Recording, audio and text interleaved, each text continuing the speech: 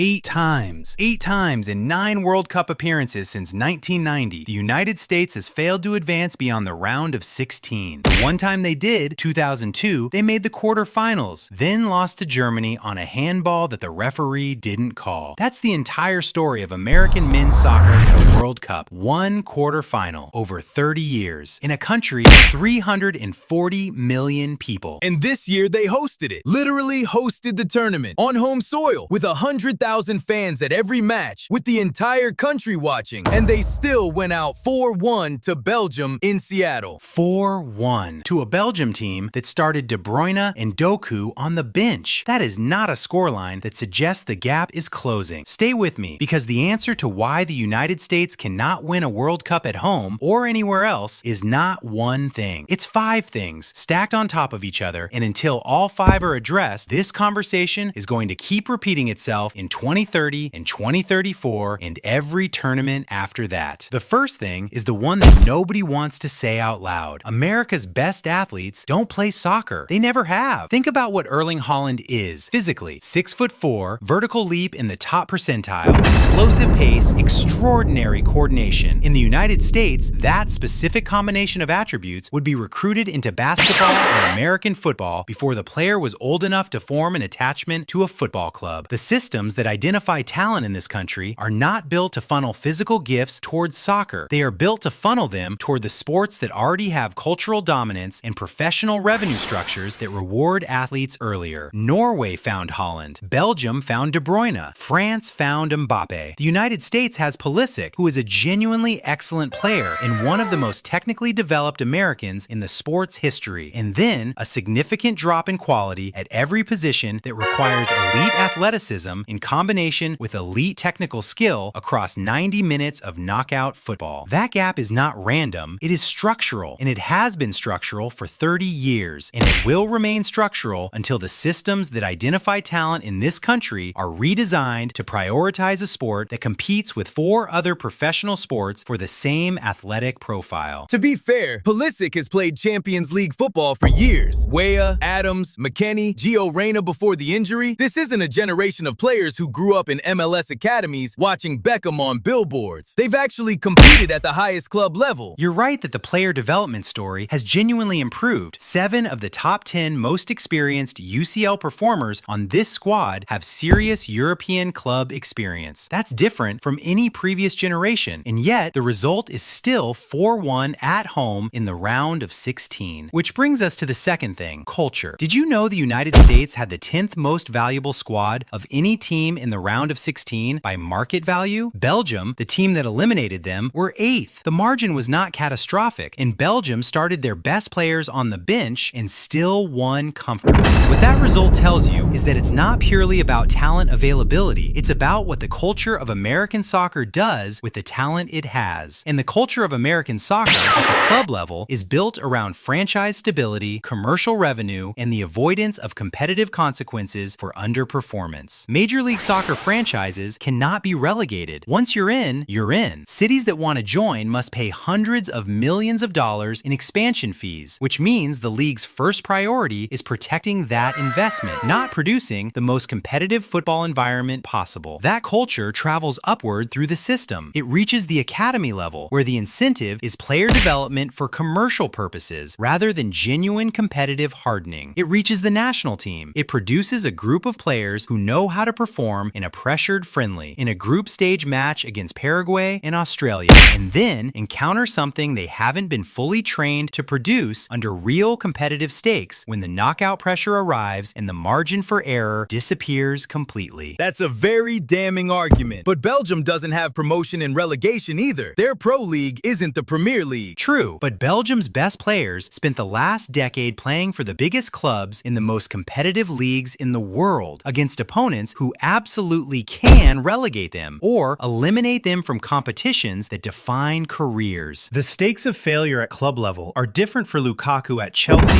or Inter Milan than for a player whose entire professional formation has been in an environment where the worst outcome is missing the playoffs. Here's the third thing, goalkeeping. The United States has not had an elite World Cup goalkeeper since Tim Howard in 2014. 12 years. Howard stood on his head against Belgium that year, made 16 saves in a single match that tied a World Cup record, and the United States still needed extra time to survive before eventually being eliminated. Matt Freese made some decent stops in this tournament and had moments of genuine quality, but was not the kind of wall the match against Belgium demanded. When De Ketelaire's second goal went in through his near post in the 33rd minute, the goalkeeper had to do better. He didn't. In knockout football, the goalkeeper is the single most disproportionately important position on the pitch. One goalkeeper performance can change a tournament entirely. Nyland saved Norway's campaign against Brazil. Gill saved Paraguay's against Germany on penalties. Schobier nearly ended Argentina's run with Egypt before the comeback. The United States had competence between the posts. They needed elite. We've all felt this. Watching a national team you believe in build toward a moment for 4 years, raise expectation with good group stage performances, and then collapse in the one match where everything the build-up promised gets tested. Tillman equalized in the 31st minute, and for about 60 seconds, Seattle Stadium was the loudest football venue in World Cup history. Then De Ketelaere scored again 61 seconds later, and that was the psychological end of the match. The environment that was supposed to be the advantage became the weight. The Balogun situation still bothers me. His red card was suspended 24 hours before the Belgium match after FIFA mysteriously changed their position. The Belgian FA was furious. And then Balogun played, and the United States lost 4-1 anyway, so it didn't matter. But the entire sequence smelled wrong. It smelled like FIFA protecting the commercial value of the host nation's deep tournament run. Whether that's what it actually was is unknowable, but the outcome was that Balogun started, had no impact on the match, and Belgium won comfortably anyway, which in some ways is worse than if it had been a controversial close result. The red card controversy gave the United States a narrative about unfairness to hide behind. Belgium removed that narrative by being better in every area of the pitch regardless. The fourth thing is March. Before this tournament, Belgium and the United States played a friendly in March. Belgium won 5-2. Commentators dismissed it as a meaningless result, a non-competitive occasion with nothing at stake. Belgium started similar players in that friendly to the ones who eliminated the United States in Seattle. This is the same mistake the American program makes repeatedly, treating evidence of a talent gap as an anomaly when it is actually a data point. Commit to an honest answer in the comments right now. Did you actually believe the United States could beat Belgium going into that round of 16 match? Yes or no? I want to know how many people were genuinely confident versus how many were hoping, because I think the result of that vote tells you more about American soccer's self-assessment problem than any tactical analysis could. The fifth thing is the hardest to fix: time and patience and honest self-assessment. The United States has been promising a World Cup breakthrough for 30 years. Since 1990, when they returned to the tournament after a 40-year absence and treated qualifying as the achievement rather than the starting point. It has arrived at multiple tournaments with genuine optimism and competitive squads and a story about a new generation changing the culture. And each time, the new generation has performed better in the group stage than the last and then encountered the same ceiling in the knockout rounds. The 1994 team played at home and reached the round of 16. The 2002 team got to the quarterfinals by beating Mexico and Portugal, then lost to Germany on a handball incident. The 2006, 2010, and 2014 teams all exited at the same stage. The 2018 team missed the tournament entirely, which was perhaps the most honest result of all. The 2022 team reached the round of 16 in Qatar and lost to the Netherlands. The 2026 team was supposed to be different because they were at home with the largest budget in program history, the deepest European experience any American squad has carried, and a Balogun red card controversially suspended 24 hours before kickoff.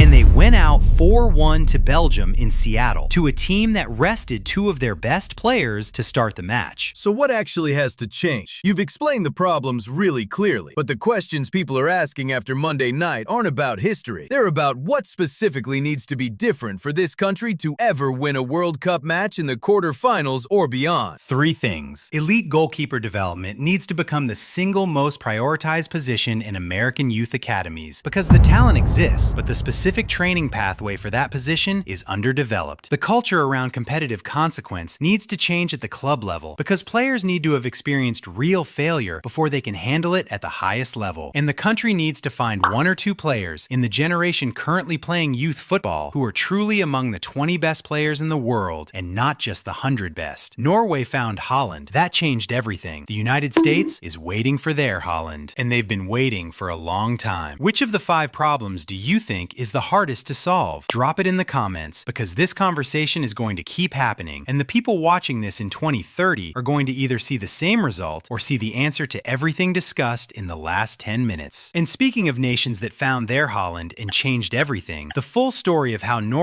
went from missing 3 consecutive World Cups to reaching the quarterfinals in their first appearance back is on your screen right now. Go tap it before you do anything else.